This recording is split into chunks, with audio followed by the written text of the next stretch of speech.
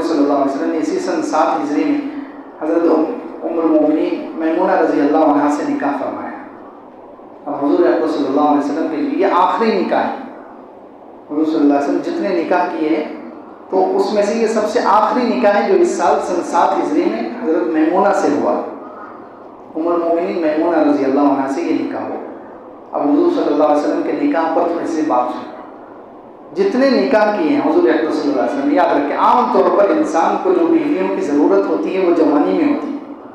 کس میں ہوتی ہے؟ لوگ اعتراض کرتے ہیں کہ حضور صلی اللہ علیہ وسلم نے محمد صلی اللہ علیہ وسلم نے اتنی شادیاں کیوں کی ہیں؟ محمد صلی اللہ علیہ وسلم نے اتنی شادیاں کیوں ہیں؟ 11 بیویاں کیوں تھیں؟ یاد رکھیں عام طور پر انسان کو جو بیویوں کی ضرورت ہوتی ہے وہ کب ہوتی ہے؟ جوانی میں. حضور اکرم صلی اللہ علیہ وسلم کی پوری جوانی حضرت خدیجہ رضی اللہ عنہ ایک بیوہ کے ساتھ گزر گئی. جوانی اور ادھیڑ عمر جتنی تھی 55 سال تک.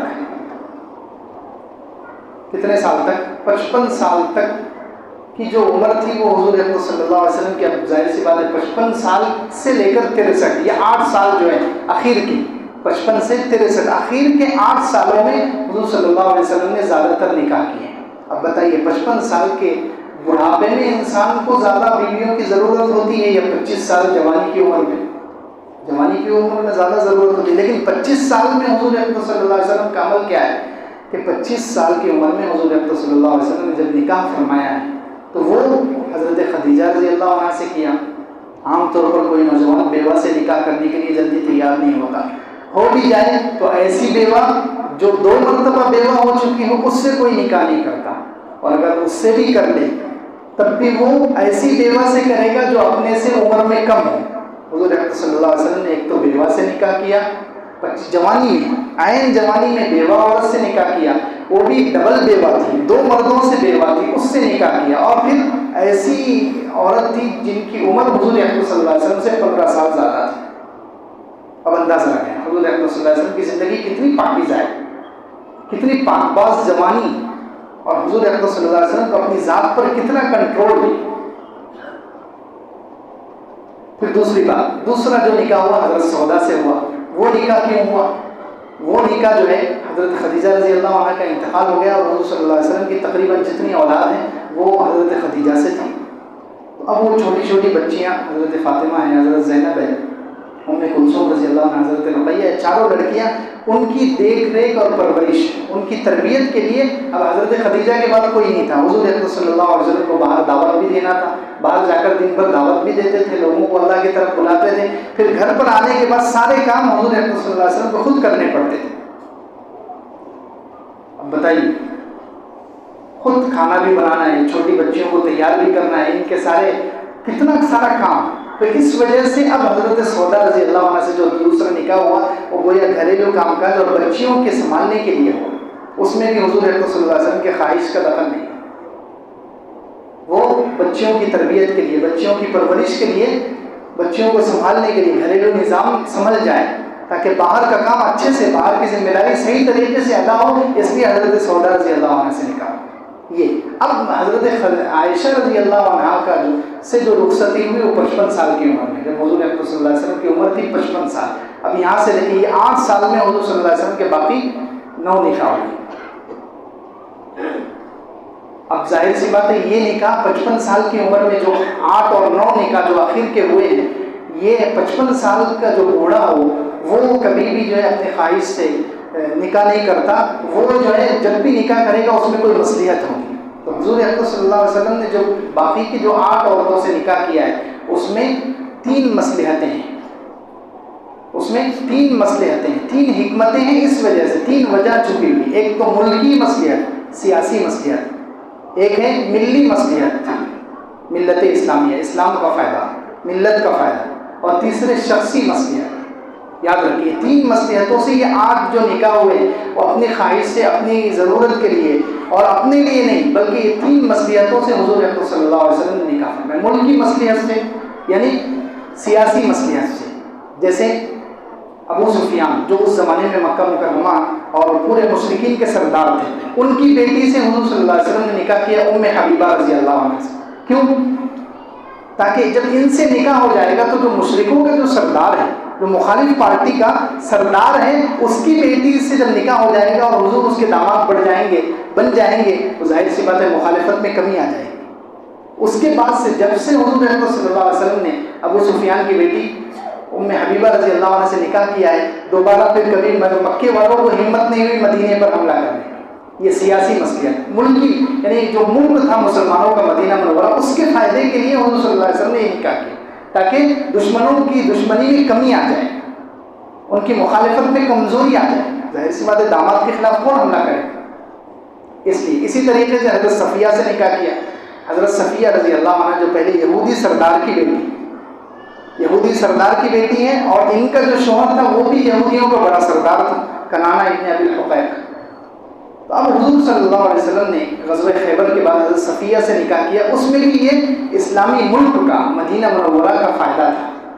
یہ سیاسی مصلحت تھی کہ یہودیوں کے گھرانے کی ایک بیٹی سے نکاح ہو جائے گا تو پھر ان کی مخالفت میں کمی ہو جائے گی، وہ ان کے اندر جو شدت ہے مسلمانوں کے خلاف وہ کم ہو جائے گی، یہ ملکی مصلحت سے۔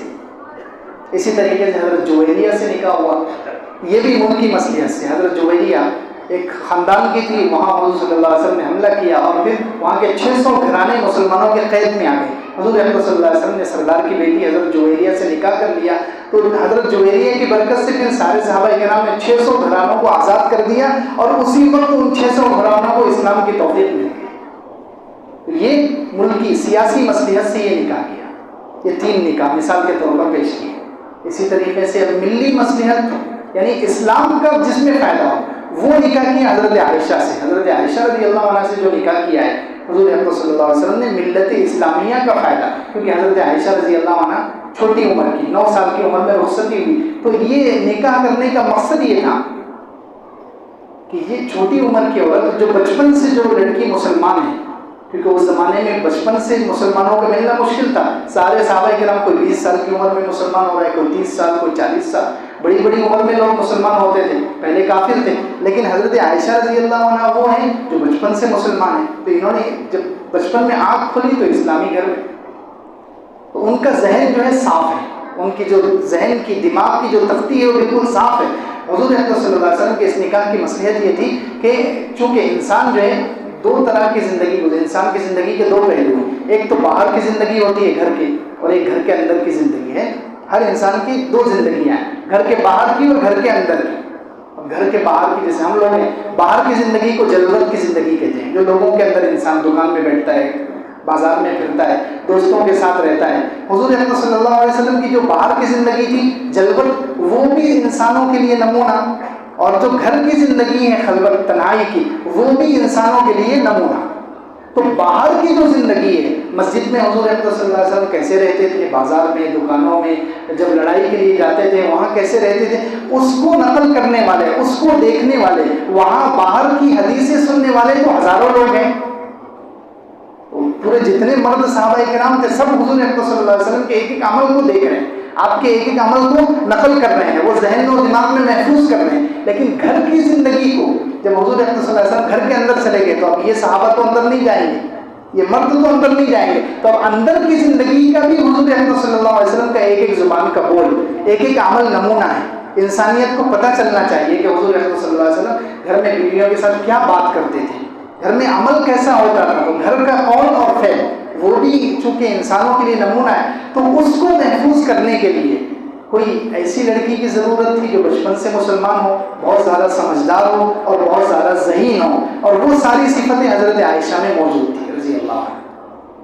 تو یہ ملت اسلامیہ، ملی فائدہ، یعنی ملت اسلامیہ کے فائدے کے لیے حضور اکرم صلی اللہ علیہ وسلم نے حضرت عائشہ رضی اللہ عنہ سے نکاح کیا، اور پھر انہوں نے اس کا پورا فائدہ اٹھایا کہ آدھا علم کہتے ہیں علماء کرام، آدھا علم حضرت عائشہ رضی اللہ عنہ کے ذریعے سے امت میں آیا۔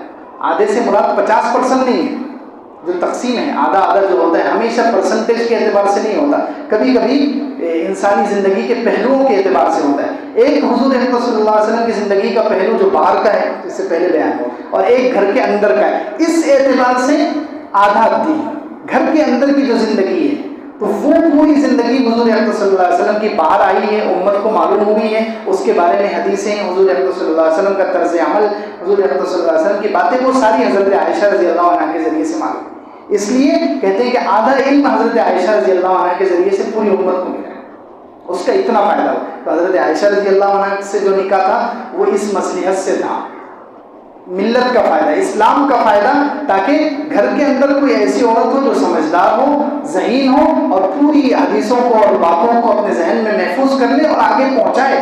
تو اس لیے حضور اکرم صلی اللہ علیہ وسلم نے اللہ کی طرف، وہ بھی حضور اکرم صلی اللہ علیہ وسلم اپنے پسند سے نہیں، بخاری شریف اور حدیث کی کتابوں میں کہ حضور اکرم صلی اللہ علیہ وسلم کہتے ہیں مجھے خواب میں حضرت جبرائیل علیہ السلام آ کر بتایا، ریشمی رومال یا کوئی کپڑا تھا، اس میں لپٹی ہوئی کوئی چیز تھی، کھول کر دیکھا گیا تو حضرت عائشہ کی تصویر تھی۔ یہ اللہ کی طرف سے تھا انتخاب، حضور اکرم صلی اللہ علیہ وسلم نے خود سے پسند نہیں کیا، اللہ کی طرف سے انتخاب تھا کہ یہ گھریلو زندگی آدھا علم ان کے ذریعے سے امت کو پہنچنا ہے، اس لیے حضور اکرم صلی اللہ علیہ وسلم نے حضرت عائشہ رضی اللہ عنہ سے نکاح کیا۔ اب تیسری جو مصلحت ہے، شخصی مصلحت، بعض مرتبہ حضور صلی اللہ علیہ وسلم نے کسی سے نکاح کیا ہے کسی شخص کی مصلحت، کسی شخص کے دل رکھنے کے لیے، جیسے حضرت عمر کی بیٹی سے نکاح کیا ہے، حضرت عمر کی بیٹی سے جو نکاح کیا ہے، حضرت ابو بکر اور حضرت عمر میں ہمیشہ ریس لگی ہوئی رہتی تھی، حضرت ابو بکر اور حضرت عمر میں ہمیشہ نیکیوں میں آگے بڑھنے کی ریس لگی ہوئی تھی۔ اب حضرت ابو بکر کی ایک بیٹی آ گئی حضور کے نکاح میں، تو وہ گویا اس چیز میں آگے بڑھ گئے حضرت عمر سے۔ اب حضرت عمر ہمیشہ بیچارے پریشان رہتے تھے کہ حضور صلی اللہ علیہ وسلم نے میرے دوست کی بیٹی کو تو قبول کر لیا، میری بیٹی بھی حضور کے نکاح میں ہونی چاہیے۔ تو حضور اکرم صلی اللہ علیہ وسلم کو یہ چیز دیکھیں، حضور صلی اللہ علیہ وسلم ہر چیز میں انتہائی ماہر تھے، لوگوں کو دیکھ کر پہچان لیتے تھے کہ ان کے اندر کیا بات چل رہی ہے، لوگوں کی حرکتوں سے اندازہ لگانا، باز تھے، دیکھ کر پہچان لیا کرتے۔ اب حضرت عمر رضی اللہ عنہ پریشان ہیں کہ اس چیز میں ابو بکر آگے بڑھ گئے، میری بھی بیٹی حضور صلی اللہ علیہ وسلم کے نکاح میں ہونی چاہیے۔ حضرت عمر کو اس کا رنج رہتا تھا، اور حضور اکرم صلی اللہ علیہ وسلم نے ٹال لیا، ان کی باتوں سے یا ان کی حرکت سے اندازہ ہو گیا۔